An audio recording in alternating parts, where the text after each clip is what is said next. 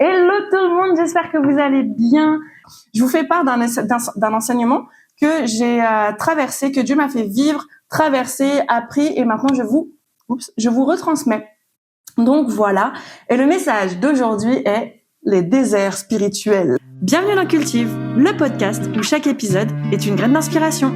Ah ouais, rien que ça. Et ouais, rien que ça.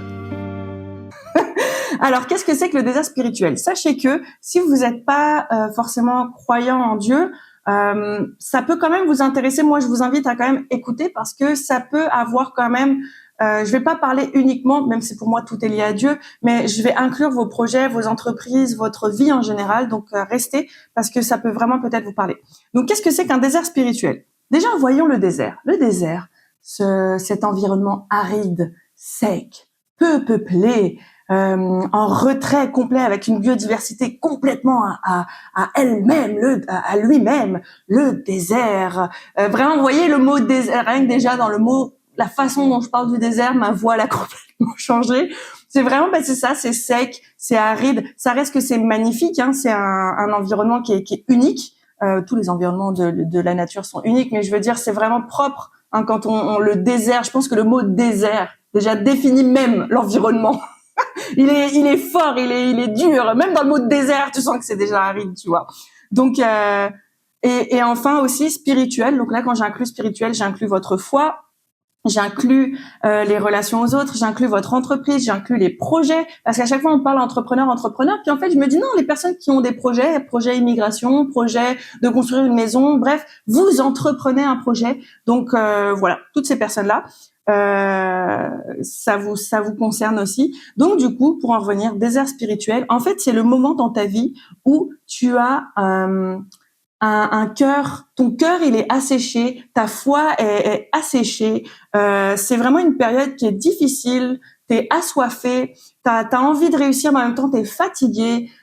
T'es vraiment, vous voyez cette notion dans notre vie des fois où on a beau redoubler d'efforts, ou même des fois tout est prospère, tout est bon, mais voilà, il y a un moment où c'est vraiment difficile. On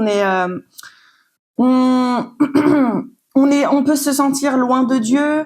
On peut vivre de la solitude. Vraiment, c'est une période spirituelle qui est assez particulière et qui peut avoir un impact et dans votre entreprise, dans vos projets, dans votre relation avec Dieu. Et en fait, cette période-là, on a tendance, surtout quand on est chrétien, cette période-là, on veut vite partir. On veut vite partir du désert spirituel. On veut tout faire pour sortir de cet environnement. Mais parfois, Dieu nous met justement dans cet environnement précis parce que c'est l'environnement le plus propice pour qu'on puisse germer, grandir, fleurir. Et c'est assez spécial parce que, comme je disais, le désert a vraiment une biodiversité très spéciale. C'est vraiment unique en son genre. C'est les extrêmes. Autant déjà il y a un manque d'eau complet. Et autant il fait extrêmement chaud la journée, autant il fait extrêmement froid la nuit. Donc il y a un conflit au niveau des températures. Et pourtant, l'environnement s'adapte en fait. Il y a quand même de la vie. Mais pourquoi en fait Dieu nous fait traverser ces déserts ? Alors attention, il y a les déserts que Dieu nous met dans les déserts et il y a les déserts où on se met nous-mêmes. Je suis ce genre de personne qui se met soi-même dans les déserts, je vais y revenir.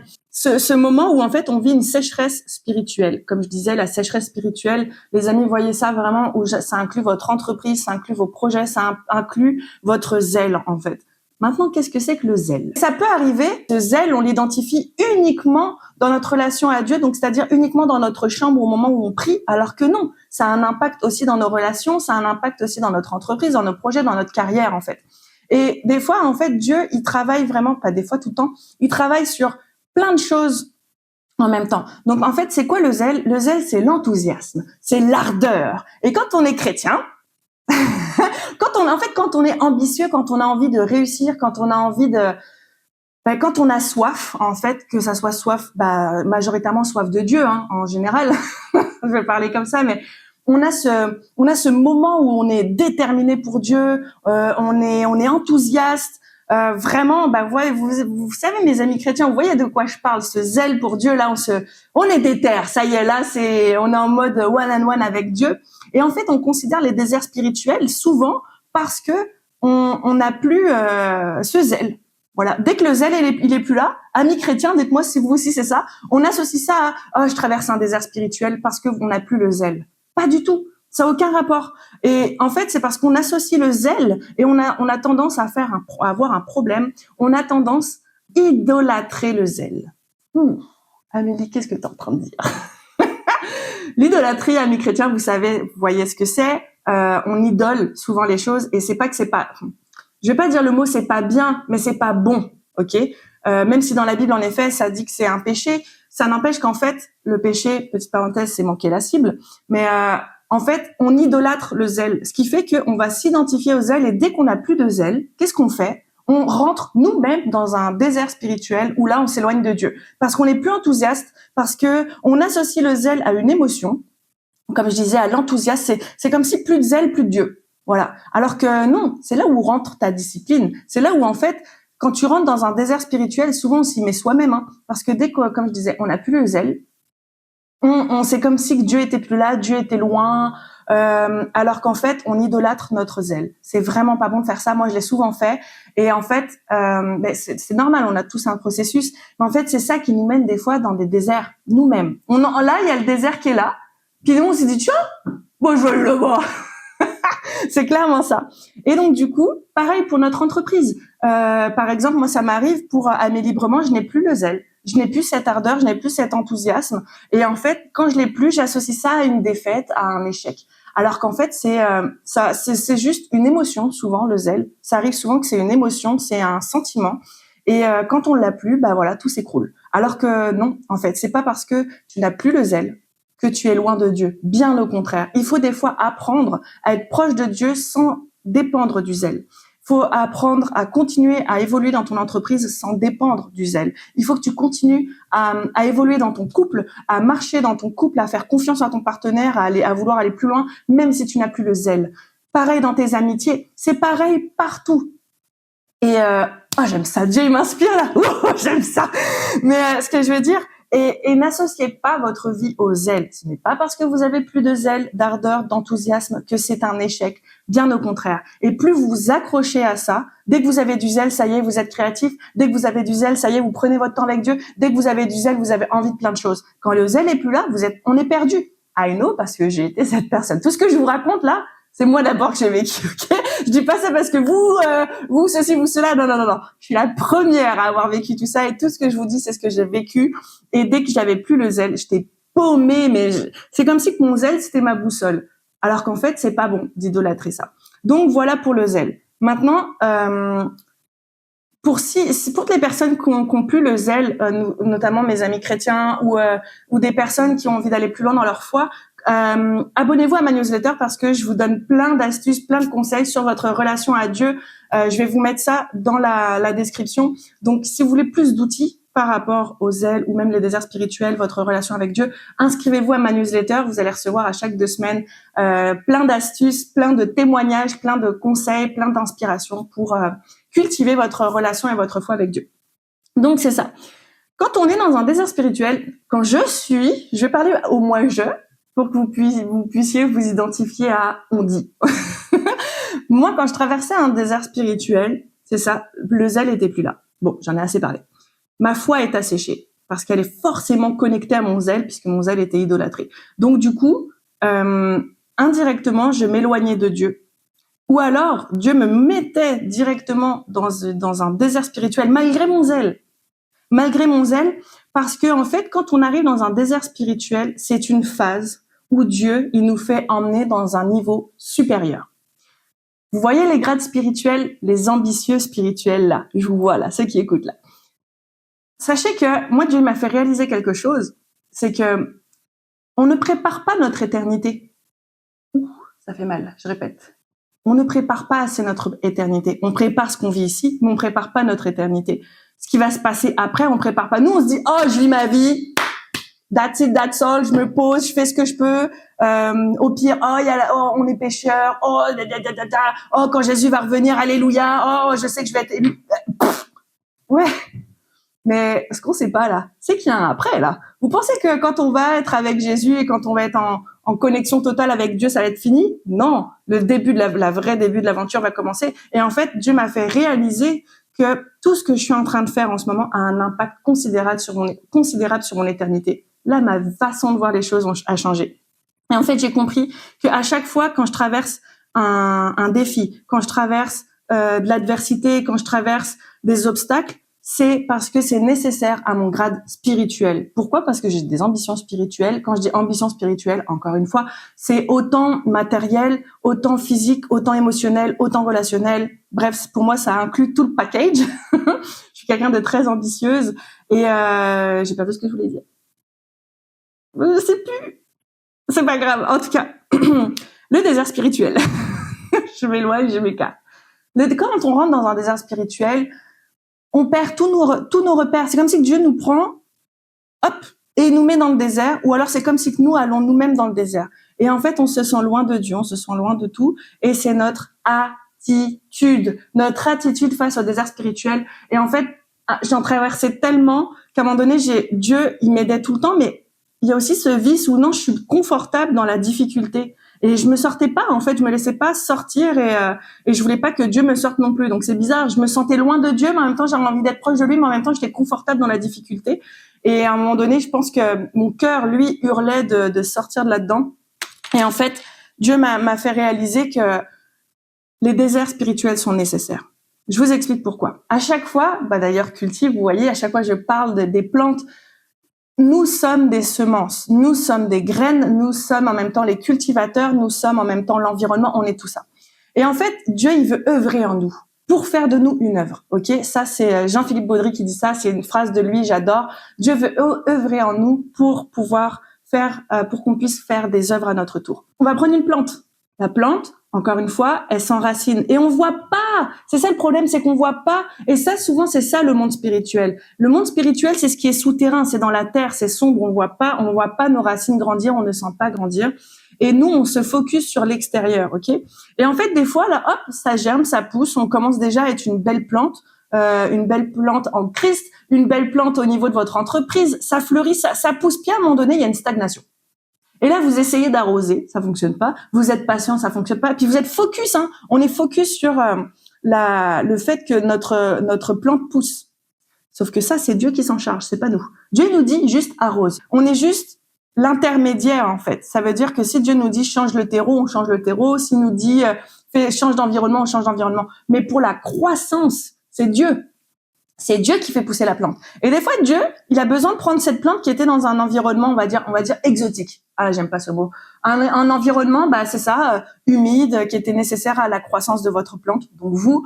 Et c'est comme si Dieu vous prend puis vous met dans un environnement qui est pas du tout adéquat. Pas du tout adéquat. Donc, le fameux désert, c'est extrêmement, comme je disais, sec, alors que vous avez besoin d'humidité, chaud, froid la nuit, alors que vous supportez pas les extrêmes. Donc en fait, vous êtes complètement désorienté. C'est extrêmement dur. Et en fait, là, qu'est-ce qu'on fait? On essaye de s'adapter, on essaye de comprendre, alors qu'en fait, on ne voit pas comment Dieu voit le désert spirituel. Et ça, depuis que j'ai compris ça, quand j'ai compris qu'il y a deux façons d'aller dans un désert spirituel, par Dieu et par nous-mêmes à cause de notre chair. C'est les deux seules manières. Soit Dieu nous emmène dans un désert spirituel et là, il laisse le malin faire parce que c'est nécessaire et que Dieu a toujours un coup d'avance. Soit on y va par nous-mêmes parce que par nos propres actions. Parce que Dieu a le dos large des fois. Hein. Attention. Des fois, on dit je suis là dans ma vie parce que Dieu ci, parce que Dieu ça. Non. Vous êtes là parce que c'est les conséquences de vos actions. Si vous faites pas la volonté de Dieu, et que vous êtes à un endroit où que Dieu n'avait pas prévu pour vous, je m'excuse, mais c'est vos actions. Et c'est correct. Et en fait, il faut se responsabiliser aussi. Il faut à un moment donné être mature et dire, oui, je suis responsable de mes actes, mais maintenant je suis un peu plus mature, j'ai envie de grandir en Dieu, ou j'ai envie d'aller plus loin, ou j'ai envie d'acquérir des nouvelles qualités spirituelles. Et hop, voilà, mais il faut assumer aussi les responsabilités de nos actes. Mais ce que je veux dire, c'est que du coup, quand on arrive dans ce fameux désert spirituel, c'est là que on travaille le plus. Et moi, à chaque fois, je luttais, je voulais absolument sortir du désert. Je faisais tout pour sortir de ce désert. Sauf que, en fait, j'étais pas prête. Donc, mes racines, elles étaient pas assez fortifiées. Quand je dis mes racines, c'est ma foi, c'est mon entreprise, c'est mon positionnement, c'est mon branding, c'est tout ça. Pour moi, c'était ça. Et je voulais absolument, comme, vous voyez, une petite plante avec des petites papates comme ça, sortir, alors qu'en fait, Dieu essayait de me ramener dans cet environnement sec et aride. Mais c'était pour me fortifier. Parce que quand j'ai réussi à surmonter le désert spirituel, Dieu peut me remettre dans mon environnement. Et là, j'ai un impact dans mon environnement. Je vous explique. J'étais une petite plante que Dieu met dans le désert. Et là, les défis, je me sens loin de Dieu, je travaille ma discipline. C'est dans ces moments-là qu'on travaille le plus. C'est dans les moments difficiles qu'on se sort les doigts du cul. Parce que quand tout va bien, quand tout va bien, on fait plus rien. Est-ce que tu pries encore quand tout va bien? Est-ce que tu vas dépasser, tu vas te mettre plus d'objectifs difficiles quand tout va bien? Non, parce que on est dans une zone de confort. On est dans une zone connue. Je dis pas que c'est pas bien d'être là. Je dis pas qu'il faut tout le temps se mettre aussi en difficulté. C'est pas ce que je dis. Mais à un moment donné, il faut trouver ce juste équilibre. Et en fait, donc, c'est comme si Dieu, toi, t'étais bien dans ton environnement, etc. Mais Dieu, il te prend pour être dans un environnement, dans ton désert spirituel. Et là, tu revois ton positionnement, tu revois tout, tu remets tout en question pour avoir des bonnes bases parce que t'es plus dans ton environnement.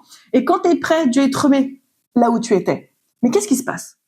T'es une nouvelle plante, sachant que les personnes qui regardent Cultive, 95% des gens qui regardent Cultive, donc toi, tu es une personne qui va avoir un impact. Parce que t'aurais pas autant écouté Cultive, tu serais pas arrivé à cet épisode-là dans Cultive si t'es pas une personne qui veut avoir de l'impact. T'es une personne qui veut avoir de l'impact dans ta vie, dans ton entourage, tu veux faire une différence. C'est pour ça que t'écoutes encore Cultive. Mais ce que je veux dire, c'est que quel impact on peut avoir si on n'est pas bousculé? Et c'est ça que j'ai compris grâce à Dieu. Quand Dieu il me sort d'un désert spirituel et qu'il me remet dans l'environnement où j'étais, mais je suis prospère, je suis propice et en fait je suis prête. Et quand je vois autour de moi l'environnement, c'est là où j'ai envie de récolter les fruits grâce à Dieu que j'ai pu avoir, de reprendre ces mêmes graines et de replanter. J'ai envie d'aider plus de gens. J'ai envie en fait mon impact il est encore plus présent. En fait, c'est ça. Dieu vous prend, il vous met dans un désert spirituel. Quand vous êtes dans votre environnement, vous avez encore plus d'impact. Vous avez encore plus d'impact. Votre cœur, il est rempli. Et en fait, au final, moi, ce qui m'a tellement aidé, c'est de voir comment Dieu voyait mes déserts spirituels. À partir de ce moment-là, là, je vous livre une clé. Quand j'ai demandé à Dieu, comment toi tu vois les... En fait, j'ai demandé à Dieu, comment je fais? Qu'est-ce qui se passe? Et là, Dieu m'a dit, demande-moi comment je vois les choses pour toi. Et là, je lui ai demandé. Et en fait, je vous jure, c'est comme si que j'avais tout compris. Je me suis dit, en fait, dès qu'il y a une situation inconfortable, je veux la rendre confortable. Mais quand je suis confortable, je suis inconfortable dans mon évolution, dans ma façon de grandir, dans ma façon de croître. Et en fait, j'ai compris qu'il fallait avoir le juste équilibre et que quand je finis de traverser un désert spirituel parce que je le sens. Je sens que il y a un truc qui va partir, mais je sens que Dieu sait que je suis pas prête. Des fois, on pense qu'on est prêt. Et tu penses que t'es vraiment prêt et Dieu il te dit non t'es pas prêt.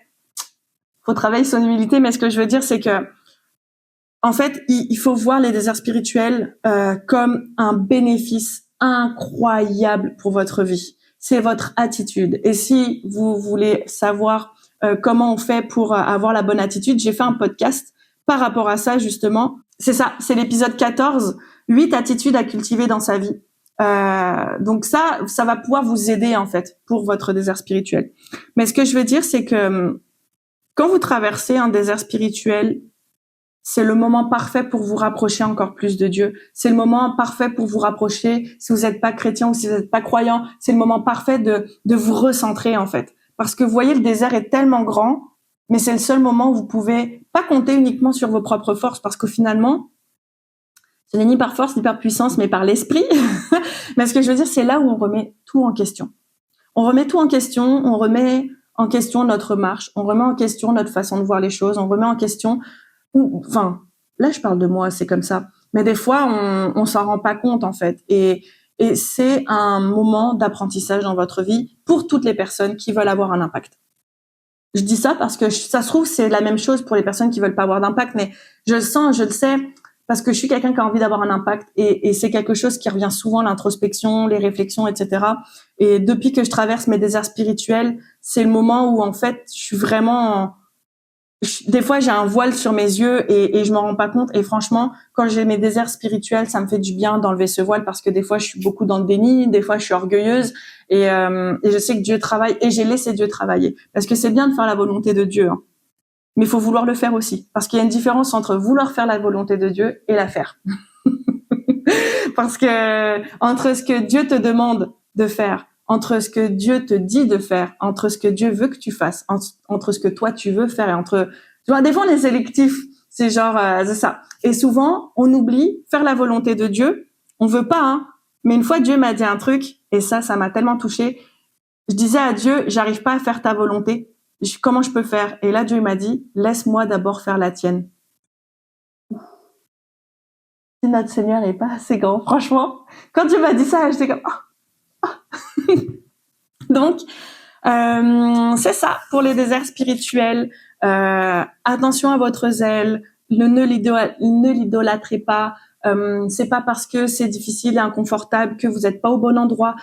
Comme je vous disais, c'est nécessaire à votre processus parce que c'est le moment où vous pouvez vous recentrer. Parce que quand tout est inconfortable, c'est là où on se recentre en fait. Donc voilà. Je pense que c'était pas mal. Hein. Moi, je suis plutôt fière de moi.